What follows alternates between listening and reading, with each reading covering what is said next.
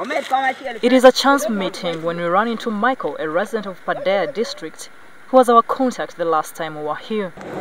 A fast exchange of pleasantries, and we hit the narrow road, almost consumed by grass, to find Adonga. Remember him? Knowing now that Adonga is at his uncle's home ignites a bit of hope. When we met him earlier, he was living in this house with his brother and father, David Olanya, who spent weeks away from home. Whenever he made those rare appearances, he was always drunk.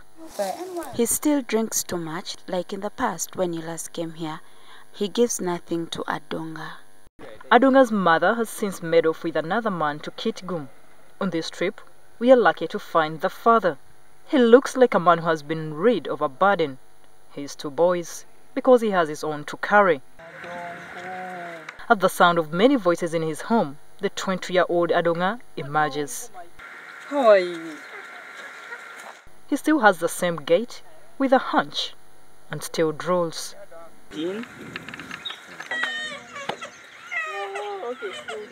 But does Adonga have medicine now? Have nothing to do with Adonga. No one can choose to go to Kitgum Hospital to get a medicine. The government can assist us with drugs only. But the place where we get the drugs is far from here. Meanwhile, the health of Adonga's cousin has improved. Her mother watches her all the time. It's been long since she fell into a fire. The man who was a constant threat to her since he attempted to defile her no longer lives in the area. From Adonga's home, we pay Marvin Opoka, another sufferer of nodding syndrome, a visit. He lives in Lagol UH village, not so far from Adonga. Such is the shock at the glimpse we have of Marvin from afar, inside a dilapidated hut, which has been his home since he started showing signs of nodding syndrome at the age of 5. We are yet to see worse. Marvin spends most of his days and nights naked. We insist that his mother dresses him up.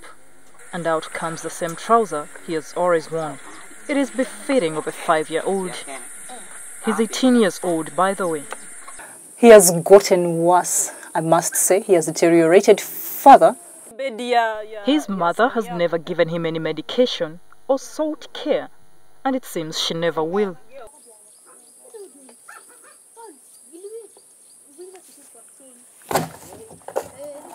Oh my God. Oh my God. Sorry, sweetheart. He was going to eat soap. Did you see that? The boy was going to eat soap. It is clear that he's undernourished and makes a second attempt to reach for soap to eat.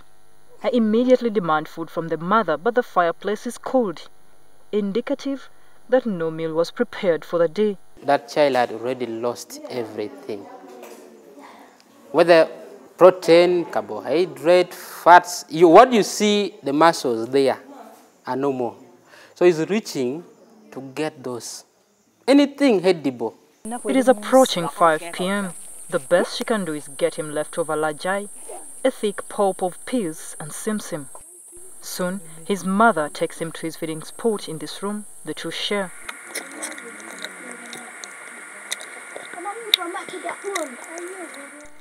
Getting the cold food down is not an easy task. Marvin's mother is completely worn out.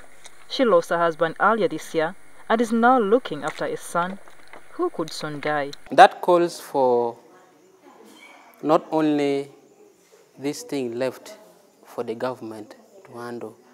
We, the local people, we, the parents, are supposed to also handle this patient. I believe this child is just, somebody, you are a curse to the community, to my life.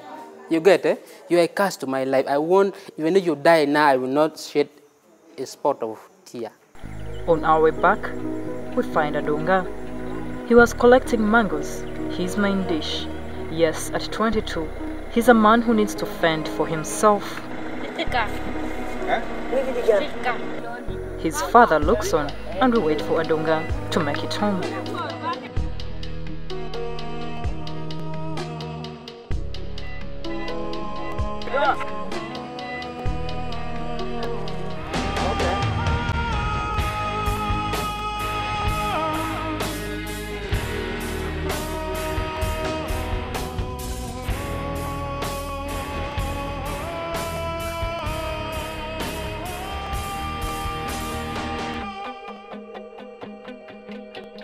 Whatever the future holds for Adonga, maybe the scientists will tell us. However, they continue researching on this debilitating nodding syndrome, which has baffled them over the years. For now though, Adonga continues to live the same way he has been living since we last met him in 2012. He's kind of stuck in a dark place. Florence Naliba, NTV Nobolokome Village, Padea District.